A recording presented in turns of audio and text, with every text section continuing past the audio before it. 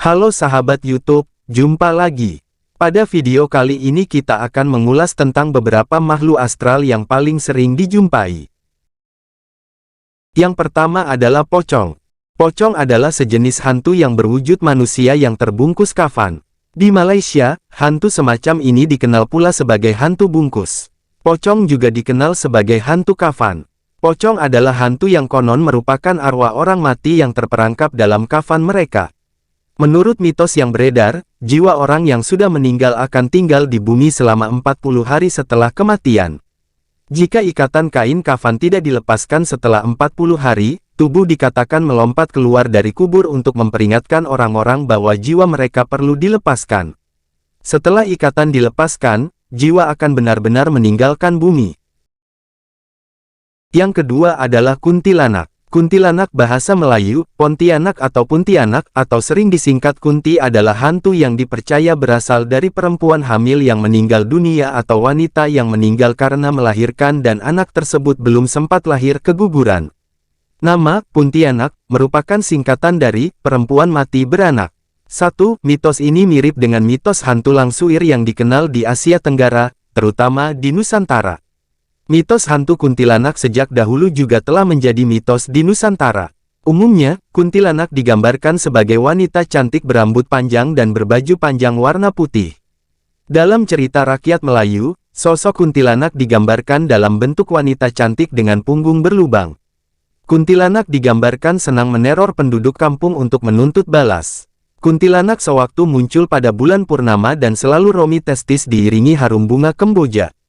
Konon laki-laki yang tidak berhati-hati bisa dibunuh sesudah kuntilanak berubah wujud menjadi penghisap darah. Peti bersetubuh dengan kuntilanak dikatakan sering menjelma sebagai wanita cantik yang berjalan seorang diri di jalan yang sunyi.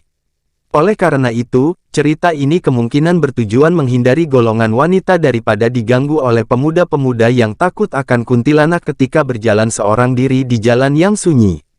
Dalam cerita seram dan film horor di televisi Malaysia, kuntilanak digambarkan membunuh mangsa dengan cara mengisap darah di bagian tengkuk, seperti vampir. Agak berbeda dengan gambaran menurut tradisi Melayu, kuntilanak menurut tradisi Sunda tidak memiliki lubang di punggung. Jenis yang memiliki lubang di punggung sebagaimana deskripsi di atas disebut sundel bolong. Kuntilanak konon juga menyukai pohon tertentu sebagai tempat bersemayam, misalnya waru yang tumbuh condong ke samping populer disebut waru. Yang ketiga adalah genderuwo.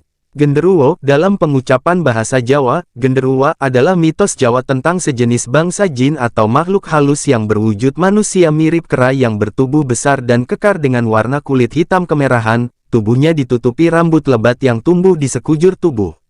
Genderuwo dikenal paling banyak dalam masyarakat di Pulau Jawa, Indonesia. Orang Sunda menyebutnya gandaruwa, dan orang Jawa umumnya menyebutnya genderuwo.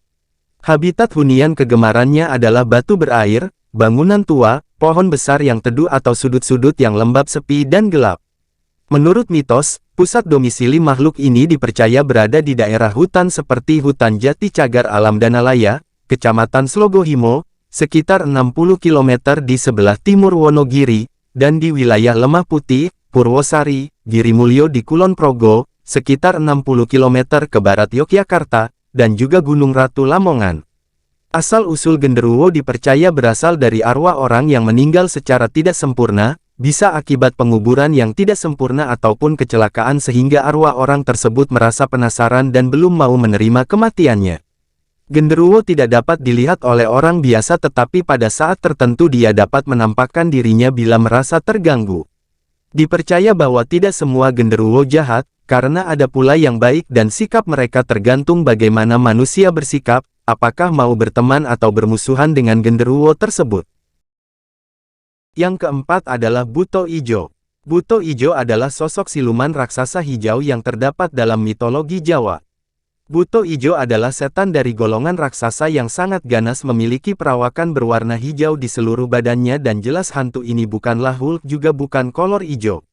Buto Ijo biasanya dipelihara untuk pesugihan tetapi untuk memeliharanya harus memakan tumbal nyawa. Cara mendapatkan tumbal, pemelihara Buto Ijo memberi makanan yang telah dimantrai itu kepada orang lain.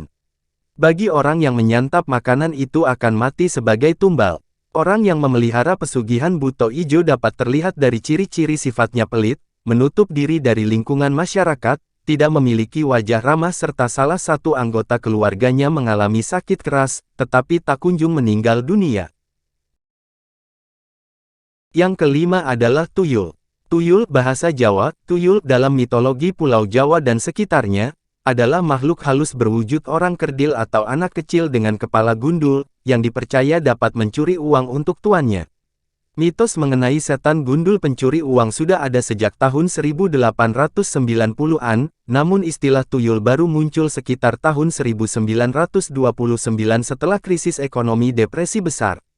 Tuyul merupakan mitos yang banyak dipelajari oleh sejarawan karena masih dipercaya oleh masyarakat modern sampai sekarang. Sejarawan berpendapat bahwa awalnya tuyul muncul akibat kesenjangan sosial antara kalangan masyarakat yang agraris dengan tuan tanah dan pedagang, dan bantuan makhluk halus dianggap sebagai cara paling mudah untuk menjelaskan segala urusan perniagaan yang semakin rumit bagi rakyat di perdesaan yang masih tradisional. Menurut cerita yang beredar, hantu tuyul ini berasal dari janin manusia yang mati sebelum dilahirkan.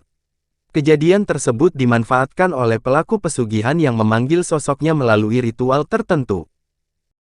Demikianlah beberapa ulasan tentang makhluk astral yang sering dijumpai di tengah kehidupan masyarakat kita. Jika kalian punya info lainnya tentang makhluk mistis bisa tulis di kolom komentar. Akhir kata, kami mohon pamit dan terima kasih sudah mensupport channel kami.